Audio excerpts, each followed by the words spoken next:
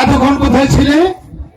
সেখানে কিনে ফুল বাগানে খেলাধুলা করছি। শুধু ফুল বাগান আর খেলা আর খেলা, শুধু খেলা করলে চলবে? কি করবো? এদিকে তোমার মা, তোমার মা থাকলে তোমার খোঁজ তোমার মাই নিত, সে দায়িত্ব তো আমার পালন করতে হবে নাকি? তাই বলছি খেলাধুলা শেষ করে স্নান করে এসে খাবে এসো। বাবা, বলো। তোমার সঙ্গে আমার কিছু কথা ছিল। কিছু কথা মানে? অনেক কথাই তো তুমি আমার সঙ্গে বলতে পারো মা। আরেকটি কথা বলবো। বলো। সখীরা কি বলছিল জানো? কি বলছিল? বলছিল সখী সবাই সাগরবান্ধার ঘাটে যায়, শুধু আমরা যাই না, চলে আজকে বাবার কাছে গেলে সামনে। অসম্ভব, তুমি সাগরবান্ধার ঘাটে যেতে পারবে না। কেন? আমি বলছি তাই তুমি যেতে পারবে। আমি যাবো। আবার জিদ করছে? যেতে যেতে দেবো না? হ্যাঁ। ভালো করে তোমাদের পিটনি দিয়েছেন তোমরা সোজা হবে, তাহলে আমার কথা কিছুতেই শুনবে না। দুপুর হয়ে গেছে, এখন যাওয়া যাবে না? আমি যাবো। তবুও যাবে? যাবো। আমার কথা শুনবে না? লক্ষ্মী মেয়ে আমার, শোনা। আমি তোমাকে বলেছি যেতে দেব না, দেব না, দেব না।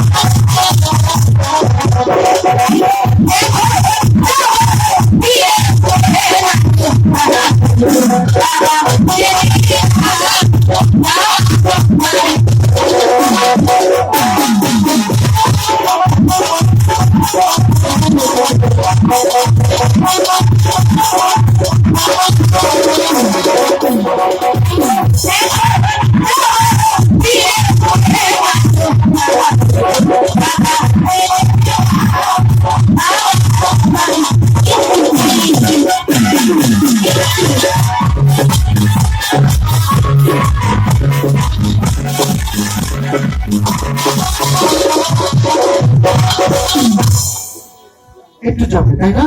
এতটুকু। ঠিক আছে, কিন্তু আমার একটু কথা আছে। কি কথা? তোমাদেরকে আমি যেতে দিতে পারি। আচ্ছা, আমাকে কথা দাও, যাবে তার আগে আবার ফিরে আসবে। তোমাকে কথা দিচ্ছি, যাবো আর আসবো। তাই ঠিক আছে, তাহলে আমি অনুমতি দিলাম, তাড়াতাড়ি যেন প্রাসাদে আবার ফিরে আসো। ঠিক আছে বাবা, আরেকটি কথা ছিল। আমার কিসের কথা? মার সেখানে নিয়ে যাই। ওরে বাবা, সেরেছে। ওটা তোমার দিদা দিয়েছিল তোমার মাকে। তাতে কি হয়েছে? ওটা যদি আমি তোমাকে দিই, ওই মাটির কলসি যদি একবার ভেঙে ফেলা, তোমার মা কিন্তু আমাকে আসতে রাখবে। মা কিচ্ছু করবে না, মা যেমনি কলসি আমি নিব ঠিক তেমনি ভাবে আবার নিয়ে আসবো। সত্যি বলছো? সত্যি। যদি কলসি ভেঙে যায় তাহলে কিন্তু পিটিয়ে দেবো। ঠিক আছে, যদি ভাবে তাহলে কলসি জানিয়ে আসো। ঠিক আছে, তাহলে তোমরা যাও, আমার প্রাসাদে কাজ আছে, আমি প্রাসাদে যাচ্ছি। ঠিক আছে, যাও। তাড়াতাড়ি আসবে কিন্তু। হ্যাঁ, যাবো আর আসবো।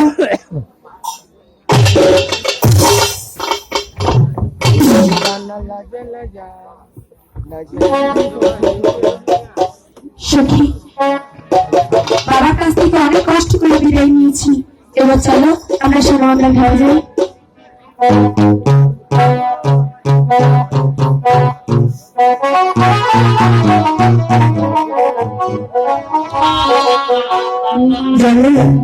রাতে বাসি